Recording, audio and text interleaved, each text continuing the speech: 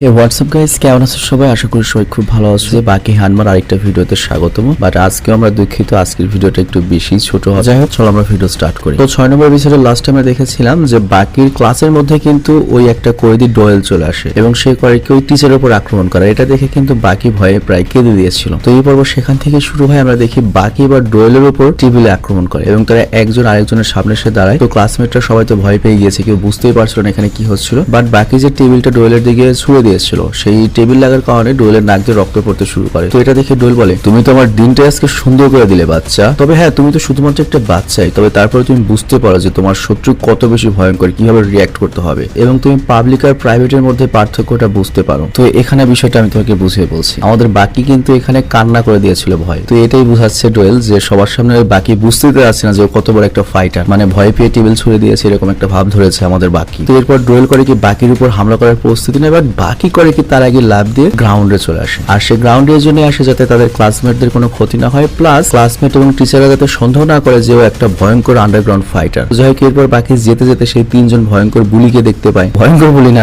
গাধা বুলি আর কি। তো ওরা তিনজন তো বাকিকে দেখে প্রচন্ড ভয় পেয়েছে এবং মাথা নিচু করে বলে, স্যার গুড মর্নিং। আর বাকি কিছুটা লজ্জা পায় এবং বলে, ধন্যবাদ তোমাদের। কারি কথা বলে মনে করো ভালো মানুষ সেজে সেখান থেকে যেতে লাগে। আর সামনে সে একটা মালিকে দেখে যে স্কুলের বাগান পরিষ্কার করছিল। তো বাকি তাকেও সুন্দর করে বলে, গুড মর্নিং স্যার। কিন্তু দেখা যায় এটা কোনো মালিক ছিল না, সে মূলত ওই 5 জন কয়েদির একজন ছিল, যে আর কি যে বিষ বের করতে পারে সেই বিশাল আর কি ওই গ্লাস থেকে বেরিয়েছিল। আর এই কয়েদির নাম হচ্ছে ইয়ানাগি। তো তার হাতে আমরা একটা দড়ির মতো অস্ত্র দেখতে পাই, কাঁচির মতো, মানে কাঁচির মাথা মনে করে দড়ির মাথায়। তো সে বাকির জন্য ফাইট করার জন্য প্রস্তুত হয়ে যায়। তো বাকি পড়ে যায় টেনশনে, কারণ তার তো স্কুল এটা, তার উপর বাকি দেখতে পায় তার স্পিড তো অনেক বেশি, আর তার স্পিড এত বেশি ছিল যে ব্লেড গুলোকে বাকি দেখতেই পাচ্ছিল না। আর তখন ইয়ানাগি করে কি তার ব্লেডের সাহায্যে একটা পাথরকে বাকির দিকে ছুড়ে মারে, বাট বাকি এটাকে কোনোভাবে ডস করে দেয়। আর তারপর ইয়ানাগি একটানা বাকির উপর আক্রমণ করতে থাকে, বাট বাকি প্রত্যেকটা আক্রমণকে ডস করে দিচ্ছিল। আর তখন ইয়ানাগি বলে, বাহ, তোমার রেসপন্স তো অনেক বেশি ফাস্ট, আর যে অস্ত্রগুলো চেইন বা দড়ির সাথে লাগানো থাকে সেগুলো অনেক বেশি জোরে ঘোরে, যেটাকে সাধারণ মানুষ চোখেই দেখতে পায় না। এবং যার উপর আক্রমণ করা হয় সে যদি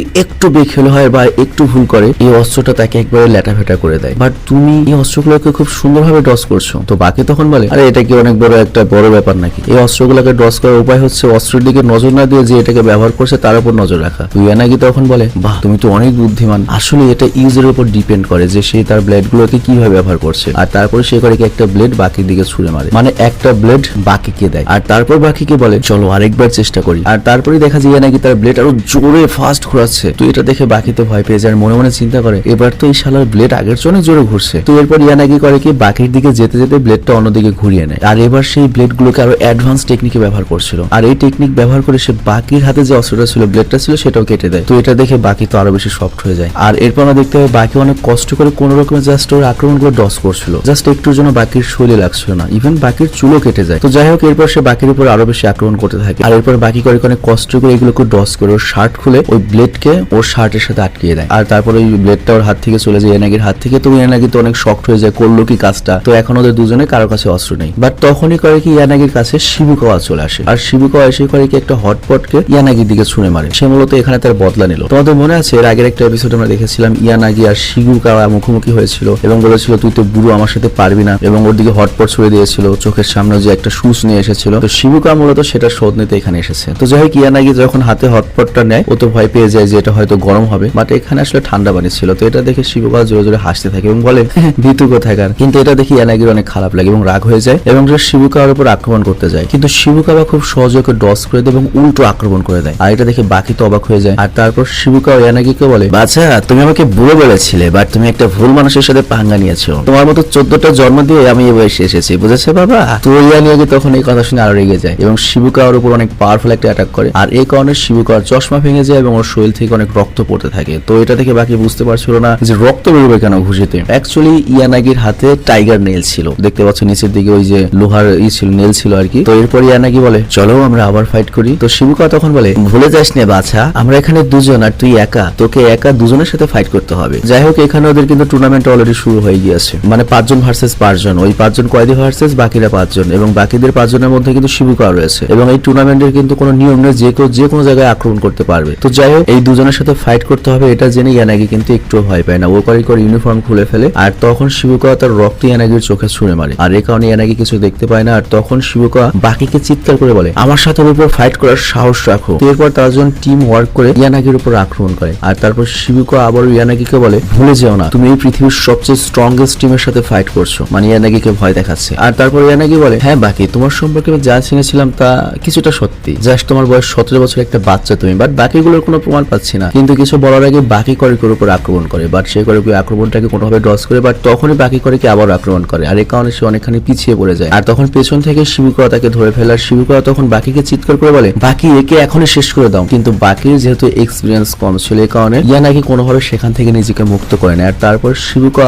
বাকিকে বলে বাকি তুমি এখানে ওর ব্লেড ব্যবহার করো অথবা ওর টাইগার গ্লাসটা উঠিয়ে নাও, কারণ ইয়ানাগি সুযোগ পেলে কিন্তু ওগুলো আমাদের উপর ব্যবহার করবে। আর মনে রেখো ইয়ানাগিকে কিন্তু দ্য গ্রেট পয়জনার বলা হয়, আর এর জন্য কিন্তু যখন তখন তোমার উপর বিষাক্ত কিছুতে আক্রমণ করতে পারে, সাবধানে ফাইট করো। কিন্তু তখনই ইয়ানাগি সেটাই করে যেটার ভয় ছিল, মানে টাইগার গ্লাস ফেলে দেয় এবং বলে দ্য ওয়ে অফ হোয়াইট। আর শিবুকা তখন বলে এটাই ওর আসল মার্শাল আর্টের নাম। আর ইয়ানাগি তখন বলে বাকি বলো তো এই পৃথিবীর গ্যাসের মধ্যে সবচেয়ে বিষাক্ত গ্যাস কোনটি? আর তোমাদের মনে আছে ইয়ানাগি যখন এই কথা বলে তখন কিন্তু মারাত্মক কিছু করে, মানে ভ্যাকুয়াম তৈরি করে। আর এটা কিন্তু আমরা দেখেছিলাম ও যখন গ্লাস জেলখানায় ছিল তখনই এটা করেছিল আর কি, গ্লাস ভেঙে ফেলেছিল। আর এই কথা বলে সে আস্তে আস্তে বাকির দিকে আসতে থাকে। তো এটা দেখে শিবুকা বলতে থাকে বাকি সাবধানে, কিন্তু আমরা দেখতে পাই বাকি অনেকটা হিপনোটাইজের মতো হয়ে গিয়েছে এবং সে মনোযোগ দিয়ে ইয়ানাগিকেই দেখছিল। কিন্তু শিবুকা তো বারবার সাবধান করছিল বাকিকে, কিন্তু ততক্ষণই ইয়ানাগি বাকির একদম কাছে চলে আসে এবং বাকির এত কাছে আসে যে বাকি যদি সিরিয়াস থাকতো ও একটা ঘুষি দিয়ে কিন্তু ইয়ানাগিকে একেবারে মাথা আলাদা করে দিতে পারতো। বাট শিবুকা এত পেছন থেকে চিৎকার করার পরও যে বাকি আক্রমণ করে বাকির জ্ঞানই আসে না এবং ইয়ানাগি তার হাত বাকির সামনে ধরে। আর তারপর সিন শিফট হয় আমাদের সেন্ট্রাল পুলিশ স্টেশনে। একজন অপরিচিত কয়েদিকে দেখানো হয় অনেক শক্তিশালী, সে এক সময় প্রফেশনাল সুমো রেসলার ছিল এবং তার উপরেও নাকি ইয়ানাগি আক্রমণ করেছিল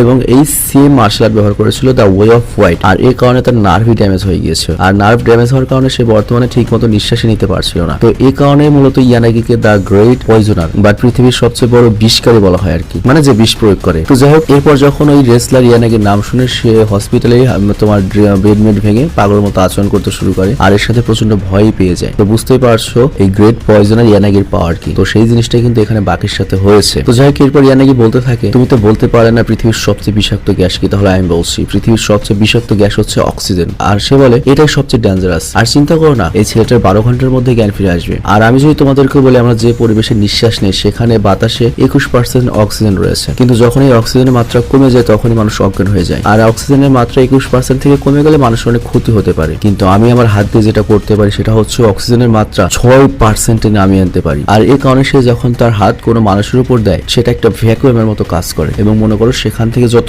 বাতাস আছে সে বের করে নিয়ে অক্সিজেনের মাত্রা কমিয়ে দেয়। তো এখানে ইয়ানাগির পাওয়ারটা আমি তোমাকে বুঝিয়ে বলি যে ওর হাতের মধ্যে কি পাওয়ারটা রয়েছে অ্যাকচুয়ালি। তো ধরো একটা কাজ বা কনক্রিটের উপর লক্ষ লক্ষ বার ওর হাতের ভ্যাকুয়াম প্র্যাকটিস করেছে। তো এই কারণে করেছে কি ওর হাতের মধ্যে আমরা মনে করি যে হাতটা খোল করে যেমন পানি উঠাতে পারি ওরকমও খোল করে মনে করো সেখান থেকে হাওয়া বের করে দিয়ে এমন একটা সিস্টেম করতে পারে যেখানে কোনো হাওয়াই থাকে না। আর এই কারণে এত বেশি সেখানে প্রেসার ক্রিয়েট হয় যে দেয়ালের একবারে ছিদ্র হয়ে যায়। তো এটা দিয়ে করতে পারে কি যে কোনো মানুষের অক্সিজেন লেভেল কমিয়ে দিয়ে তাকে অজ্ঞান করতে পারে এবং যে কোনো কিছু ধ্বংস করে ফেলতে পারে। তো এই কারণে বলা হয় যে অক্সিজেন এত ডেঞ্জারাস, মানে তুমি যে শ্বাস নেবে সেই অক্সিজেনটাও বের করে দেয়। আর ইয়ানাগি যখন জেলে থাকতো তখন সেই প্র্যাকটিসটাই করতো, কারণ জেল হচ্ছে পারফেক্ট জায়গা এই প্র্যাকটিসের জন্য। আর এরপর আমরা দেখতে পাই পুলিশরা বাকির স্কুলে চলে এসেছে আর ইয়ানাগি তখন সিদ্ধান্ত নেয় এখান থেকে সে পালিয়ে যাবে, বাট যাওয়ার আগে বাকিকে লাথি মেরে জাগিয়ে দিয়ে যায়। আর তখন শিবুকা বা বাকিকে বলে তুমি হেরে গিয়েছো বাকি। তো এটা শুনে বাকি অনেক অবাক হয়ে যায় যে কামটা হইলো কি, কিন্তু আমরাও অবাক হয়ে যাই যে এই বাকির এত নাম ডাক, সিরিজের নাম হচ্ছে বাকি হানমা, বাকি কেন এমনে থাকবে ভাই, বাকি কেন মাইগা হিরো হইলো? আমি তো বাকিকে সাইতামা মনে করছিলাম, তা দেখে ও পায়জামা হয়ে গেছে ভাই। তো যাই হোক, আমার কাছে যেটা মনে হচ্ছে হয়তো ভবিষ্যতে সারপ্রাইজ রয়েছে সিরিয়াসলি। তো যাই হোক, আমি বিদায় নিচ্ছি, তোমরা ভালো থেকো, সুস্থ থেকো এবং বেঁচে থাকলে আবারও কালকে দেখা হচ্ছে র্যান্ডম অ্যানিমেশনের নতুন আরেকটা ভিডিওতে। আল্লাহ হাফেজ।